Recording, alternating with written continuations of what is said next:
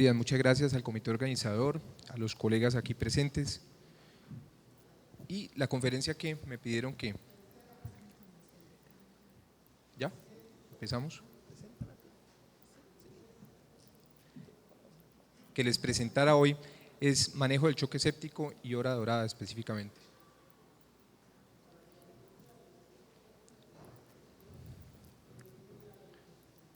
Entonces, recordemos que sigue siendo una causa líder en los estudios que tenemos.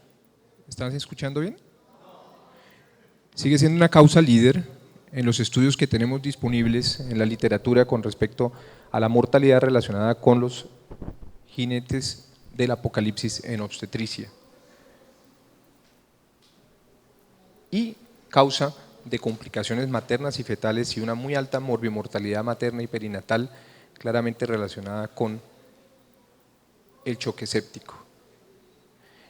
Hay unas claves que arbitrariamente, pues como en toda presentación, uno decide hablar o mencionar. La primera clave es el diagnóstico preciso, la identificación temprana de la falla, la disfunción de órganos, que es lo que determina la mortalidad en últimas en el choque séptico, y la monitorización fetal continua. Porque, aunque es aparentemente difícil confundir un delfín con una vaca voladora o una vaca nadadora, eventualmente puede ser muy frecuente confundir una paciente embarazada, una paciente preeclámptica, una paciente en un posparto, un posoperatorio de cesárea, con una paciente séptica. Y cuando cuando Jean-Louis Van Sant en algún estudio clásico dice, querido Sears, ¿cómo debo decirte que no me gustas para nada? Se refiere a esto, a que los criterios que tenemos todavía de manera consensuada y que utilizamos de manera habitual en la práctica clínica son criterios que se pueden confundir con condiciones fisiológicas del embarazo. Y la hiperventilación, la leucocitosis, eventualmente, y la taquicardia son tres de los criterios que considera el consenso de Chest de manera tradicional y que no ha cambiado de ninguna manera como criterios de CIRS y en presencia de foco séptico, pues claramente criterio de sepsis, y son condiciones que observamos en la paciente embarazada per se sin necesidad de que esté séptica. La presencia del CIRS con la evidencia de un foco infeccioso documentado es lo que llamamos sepsis. La presencia de la disfunción de órganos o algún signo de hipoperfusión tisular es la sepsis severa, la hipotensión que no mejora con las medidas de reanimación volumétrica iniciales es lo que llamamos choque séptico, es decir, el requerimiento de soporte inotrópico y vasopresor, y la presencia de disfunción de órganos, pues como su nombre le dice, la disfunción orgánica múltiple, y la falla de órganos, pues la falla orgánica múltiple. Y las causas que eventualmente se relacionan con él. Entonces, ¿qué hacemos si tenemos una respuesta inflamatoria? Confirmar el origen infeccioso es lo primero. Y nos valemos de la capacidad que tienen para predecir las pruebas que utilizamos en la práctica común, la procalcitonina, la PCR y el hemograma, la leucocitosis en el hemograma, y tratamos de tomar cultivos e imágenes buscando los focos probables.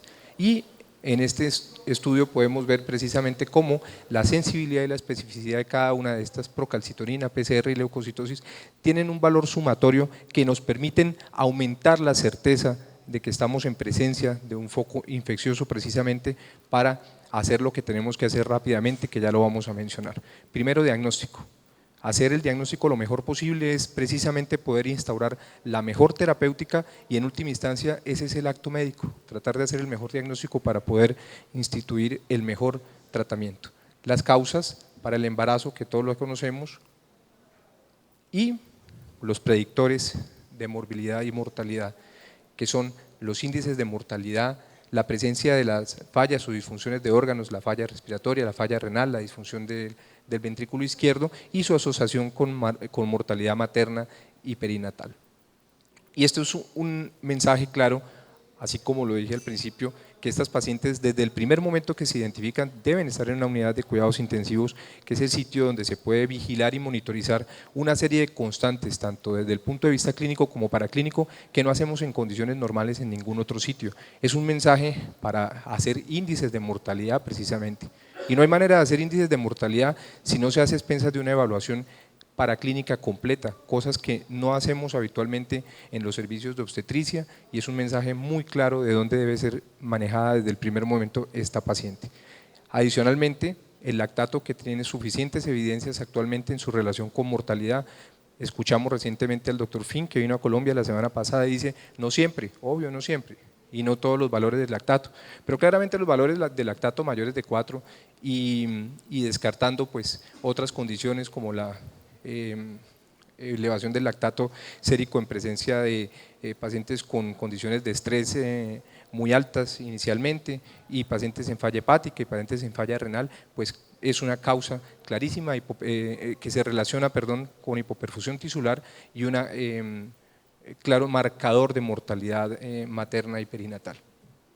Y la monitorización fetal continua desde el primer momento con las herramientas que tenemos para hacerlas y que las mencionamos también desde las conferencias de ayer: la monitoría fetal, el perfil biofísico y el Doppler fetoplacentario. La segunda clave es aplicar los fundamentos del manejo, y los fundamentos del manejo son antibióticos, la reanimación, el control del foco, definir el momento adecuado, indicado y prudente para desembarazar a la paciente, y tratar de adherirse lo mejor posible a las guías consensuadas y basadas en las mejores evidencias. Y pongo un asterisco porque algo vamos a mencionar más adelante con respecto a este ítem. Creo que el control de foco no vale ni la pena discutirlo, y entremos un poco en materia en lo que quiero decir yo con fundamentos de manejo. Antibióticos.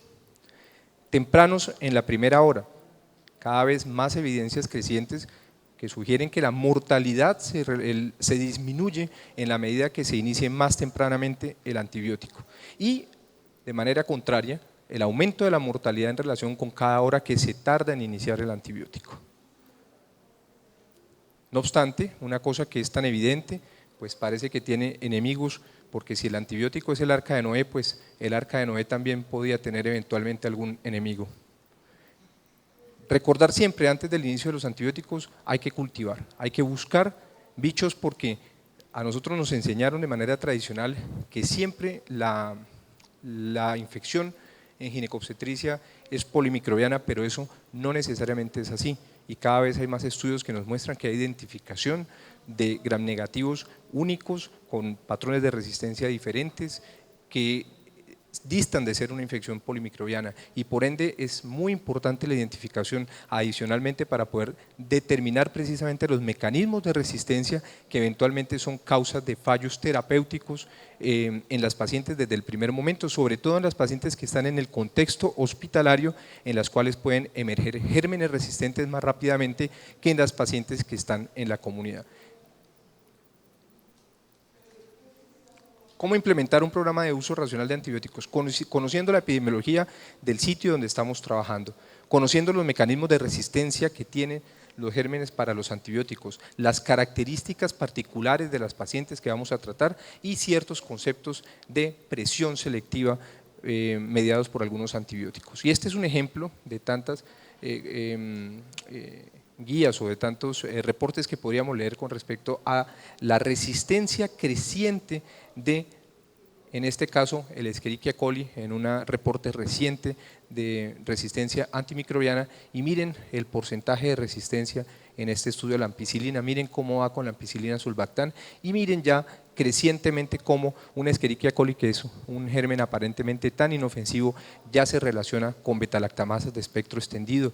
Ya empezamos a ver resistencias a antibióticos que utilizamos tradicionalmente, y de manera progresiva empezaremos a encontrar, no es este el caso de este reporte, pero en ciertos reportes a nivel hospitalario tenemos una resistencia ya documentada a carbapenémicos. Entonces, otro concepto importante es que los antibióticos que tenemos para manejar tempranamente el choque séptico en la paciente embarazada, tenemos los antibióticos que eventualmente pueden inducir mayor resistencia o presión selectiva sobre los antibióticos, como son las cefalosporinas y los inhibidores de beta-lactamasas, que en algunas instituciones o en algunos sitios prefieren no usarlos.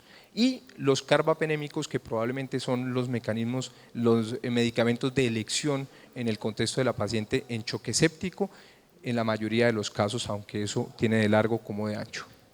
Iniciado el antibiótico de amplio espectro, ¿qué hacemos? reanimamos. ¿Qué es reanimar?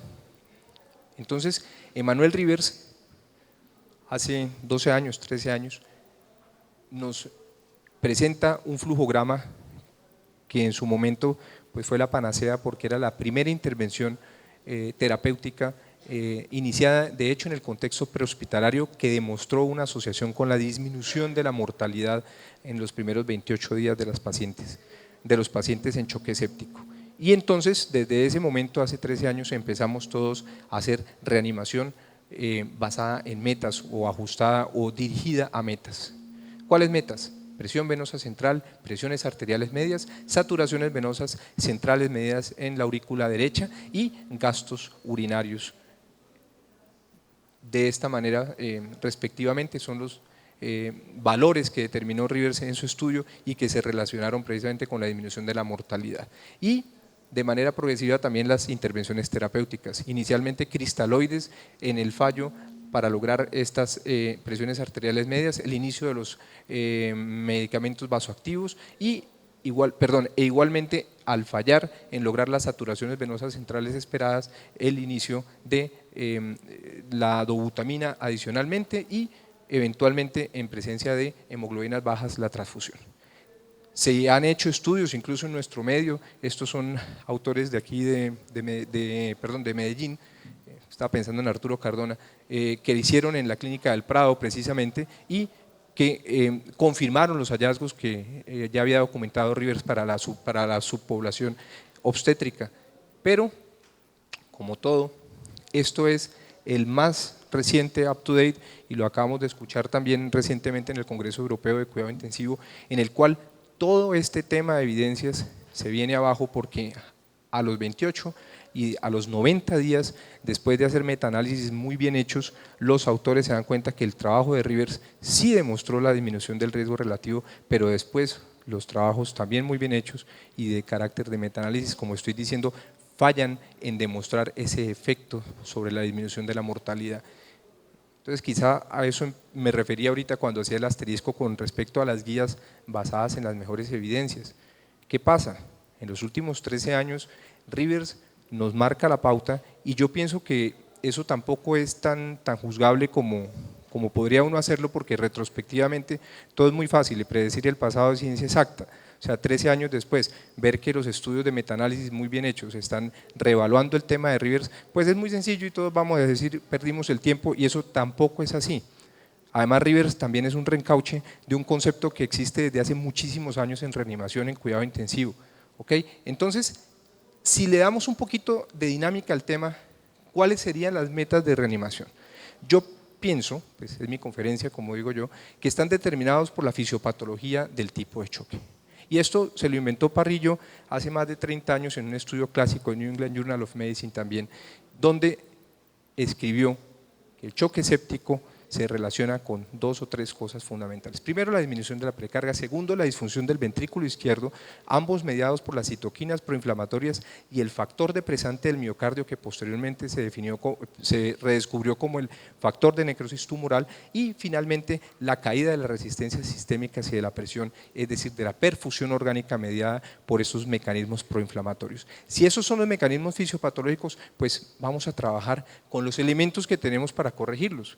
Cristaloides para la corrección de la precarga, eventualmente en presencia y documentación de disfunción ventricular izquierda con los inotrópicos si es el caso, para elevar las presiones arteriales medias por la caída de las resistencias y el efecto negativo sobre la presión de perfusión orgánica, el inicio de los vasopresores y la discusión que persiste incluso en la última campaña para sobrevivir la sepsis, todavía se hace el mismo cuestionamiento que se viene haciendo desde hace más de 10 años, ¿cuál? ¿Norepinefrina o dopamina? La respuesta es de acuerdo a la disponibilidad, de acuerdo a los efectos adversos, de acuerdo a la seguridad, de acuerdo a la documentación o no de si esta paciente tiene una disfunción ventricular izquierda. El doctor Fink nos dice hace una semana, con base en sus estudios, que eso es una cosa infrecuente en choque séptico. En la práctica clínica nosotros vemos pues unas respuestas absolutamente individuales y particulares de las pacientes a la dopamina que a veces los sorprenden a uno,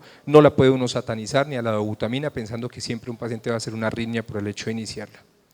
Y esos objetivos Los relaciona uno en la práctica de manera sencilla con los paraclínicos de perfusión global y regional, y no hay cómo documentarlos si no los pedimos. En la gasimetría, con la saturación venosa central, que ya la habíamos mencionado, los índices que se sacan de los gases arteriovenosos, el lactato, que ya lo habíamos mencionado, el pH, el CO2, para quienes creen o creemos en la teoría de Stewart, y como ya hemos mencionado, Rivers, el ecocardiograma de NOI colaboradores, desde hace muchos años nos muestran la ayuda tan importante que tiene la ecocardiografía transesofágica para el seguimiento y las intervenciones terapéuticas en el paciente en choque séptico, catéter de arteria pulmonar, los métodos no invasivos o mínimamente invasivos, el Vigileos, el PAICO, el ESCO, todos tienen estudios y todos tienen niveles de evidencia. Y de nuevo, el seguimiento y la vigilancia fetal de manera estricta y juiciosa, porque el feto hay que sacarlo en algún momento, en el momento más apropiado. Conclusiones. Debemos hacer la reanimación con base en principios fundamentales de manejo. Reanimación temprana con cristaloides, con un inicio bien indicado y titulado de inotrópicos y vasopresores. Se deben iniciar antibióticos en la primera hora previa a la toma de cultivos. Se debe hacer un soporte avanzado y monitorización invasiva en todas las pacientes, y esto es lo que le da el nombre a la conferencia La Hora Dorada, y es un estudio recientemente que es una rama del Surviving Sepsis que se llama así, los 6 de la sepsis, y este doctor describe en un grupo de pacientes la clara disminución de la mortalidad en relación con los pacientes a los cuales se les seguía con la terapia tradicional que venía siendo Surviving Sepsis, al intervenir durante la primera hora con estos 6 aspectos que son muy sencillos y que se hacen también desde el ámbito prehospitalario, pre-UCI, previo al ingreso a UCI. Aumento de las fracciones inspiratorias de oxígeno, toma de hemocultivos, inicio empírico de antibióticos de amplio espectro, medición del lactato sérico, como mencionábamos, resucitación volumétrica, ellos dicen arbitrariamente 20 o 30 mililitros por kilogramo, algo así, medición precisa del gasto urinario. Con esas 6 intervenciones, en este momento del up-to-date, es que hemos logrado una nueva disminución de la mortalidad. Vamos a ver qué pasa en 12 años o en 13 años, como con el tema de Rivers. Y también recientemente en el Congreso Europeo tuvimos la oportunidad de ver estos investigadores ingleses que repiten las experiencias, lo cual es interesante porque siempre entre Europa y Estados Unidos hay un choque en lo que tiene que ver con Surviving Sepsis. Creo que con este estudio los ingleses rescatan lo mejor de Surviving Sepsis, que aparentemente es la auditoría que le hacen a esas 6 intervenciones tempranas en la primera hora, exactamente lo que llaman ellos la hora dorada. Y siempre recordar que el feto nunca es el enemigo, y que en la medida que haya una restitución del estado de perfusión tisular, pues va a haber una normalización eventualmente del estado fetal insatisfactorio, de las condiciones de hipoxia fetal que deben revertirse también y que eventualmente pues no serían una indicación para desembarazar este feto. Muchas gracias.